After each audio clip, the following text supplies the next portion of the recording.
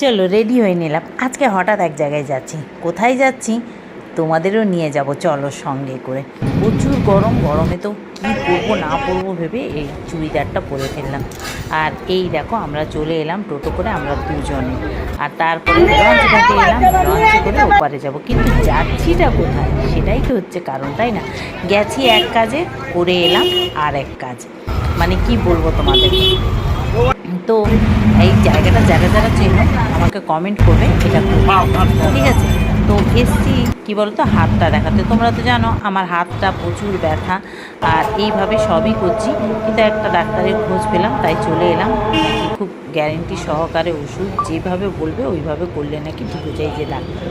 দেখা যাক কী হয়। তারপরে ওখান থেকে ফেরার সময় এত সুন্দর মার্কেট, এত সুন্দর যে কি বলবো। এইখানে ঢুকলাম, মানে বর জোর করে নিয়ে গেল। তো এখানে এই হলুদ চুড়িদারটা খুব পছন্দ হয়েছে। এটা বলেছে 2200 টাকা, আর এই সাদাটা বলেছিল 1200 টাকা। আর আমি দুটো চুড়িদার নিয়েছি 2000 টাকায়। জানো কি বলবো, এত সস্তা। তো এখানে দাম দর করে নিতে হয়। যাই হোক, এখান থেকেই তো চারিদিকে মানে মাল পাচার হয়, এখানে তৈরিও হয়। ব্যাস আমরা নিয়ে আর তারপরে চলে এলাম আবার লঞ্চ ঘাটে। এবার লঞ্চ আসার অপেক্ষা করছি। কি সুন্দর লাগছে দেখো, মানে রাতের দৃশ্যটা।